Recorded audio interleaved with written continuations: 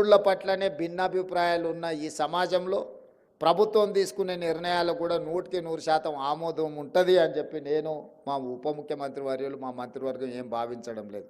కానీ మెజారిటీ ప్రజల యొక్క సంక్షేమం కోసము, ఈ తెలంగాణ రాష్ట్ర అభివృద్ధి కోసము అడ్డుకోవాలనుకున్న వాళ్ళు, అడ్డుపడితే ఆగిపోతుంది అనుకునే వాళ్ళ పట్ల కఠినంగా వ్యవహరించాలని కూడా ఈరోజు ప్రజల నుంచి మాకు సూచనలు వస్తున్నాయి. ఈ పండగ తెలంగాణ అభివృద్ధి కోసం. అదే కాదు, ఒకనాడు పేదవాడికి తెల్లన్నం అనేదే తెలియదు, పండుగ పూటనే తెల్లన్నం తినేవాళ్ళు. అక్కడి నుంచి మొట్టమొదట కోట్ల విజయభాస్కర్ రెడ్డి గారు ₹1.90 బియ్యం ఇవ్వాలని వారు మొట్టమొదట పేదవాడికి తెల్లన్నం పెట్టాలని విజయభాస్కర్ రెడ్డి గారు మొదట ప్రవేశపెట్టిన ఆ పథకాన్ని. ఎన్టీ రామారావు గారు దాన్ని విస్తృత స్థాయిలో ₹2 కిలో బియ్యం అనే పథకాన్ని పూర్తి స్థాయిలో ప్రజల దగ్గరికి తీసుకెళ్ళి, ఆనాడు ఏదో ఒక పండుగ నాడు తెల్లన్నం తినే ప్రజలకు నిత్యం ఒక్క పూటైనా తెల్లన్నం తినే పరిస్థితులు ఎన్టీ రామారావు గారు తీసుకొచ్చారు. ఆ తర్వాత శ్రీమతి సోనియా గాంధీ గారు ఫుడ్ సెక్యూరిటీ, ఆహార భద్రత చట్టం తీసుకొచ్చి ప్రతి పేదవాడికి 3 పూటల భోజనం ఉండాలి అని భారతదేశంలోనే మొట్టమొదటిసారి ఫుడ్ సెక్యూరిటీ యాక్ట్ తీసుకొచ్చి పేదవాడికి ఆహార భద్రత చట్టాన్ని శ్రీమతి సోనియా గాంధీ గారు తీసుకొచ్చింది.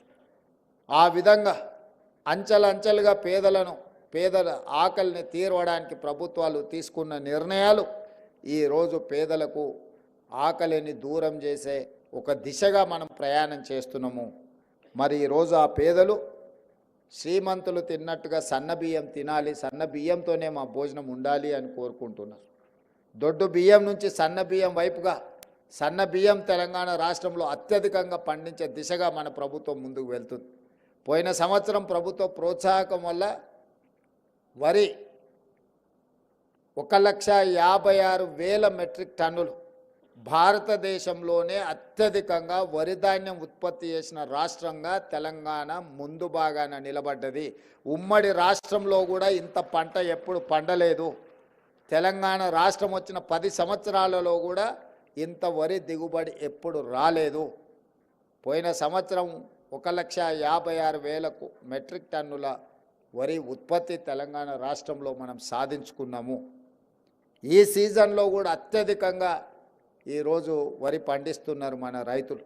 అందుకే ఈరోజు రైతులను ప్రోత్సహించి సన్నధాన్యం పండించండి, సన్నధాన్యం మీరు పండిస్తే మీకు గిట్టుబాటు ధరనే కాదు ₹500 బోనస్ ఇస్తామని ఇవాళ రైతులను ప్రోత్సహించడంతో 65-70% రైతులు పండించే వడ్లు ఈరోజు సన్న వడ్లు పండిస్తూ ఉన్నారు, సన్న బియ్యం ఉత్పత్తి చేస్తున్నారు.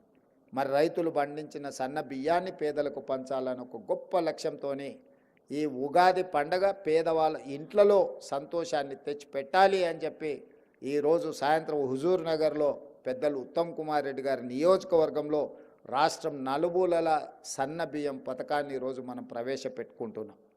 ఒకటే మా ఆలోచన, ఆదాయాన్ని పెంచాలి, పేదలకు పంచాలి, ఉద్యోగ ఉపాధి అవకాశాలు కల్పించాలి, తెలంగాణ రాష్ట్రంలో ఉండే ప్రతి వారిని ఆర్థికంగా నిలబెట్టాలి, ఆత్మగౌరవంతో బ్రతికే విధంగా వనరులు సమకూర్చాలి అనేదే మన ప్రభుత్వం యొక్క లక్ష్యం.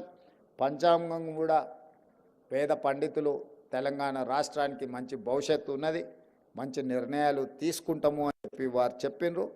వారి సూచనల మేరకు కేంద్ర రాష్ట్ర ప్రభుత్వాల మధ్య రాజ్యాంగబద్ధమైన సంస్థలతో ఒక మంచి వాతావరణంలో ఒక మంచి సత్సంబంధాలను ఏర్పాటు చేసుకొని అభివృద్ధిలో అందరి సహకారాన్ని తీసుకొని ముందుకు వెళ్తాము.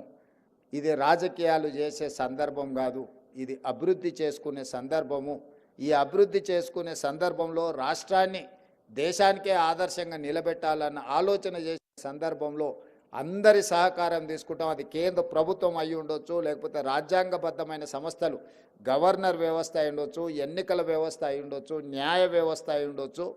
ప్రజలతో, పార్టీలతో, ప్రజాస్వామ్యబద్ధమైన సంస్థలతో ఒక మంచి సత్సంబంధాలను ఏర్పాటు చేసుకుంటాం. ఎక్కడైనా ఏదైనా సమస్యలు వచ్చినా వాటిని పరిష్కరించుకుంటూ ముందుకు వెళ్తాం. మా సంకల్పంలో, మా ఆలోచనలో స్పష్టత ఉంది. సంకల్ప బలం ఉంటే దేవుడు కూడా కనుకరిస్తాడు.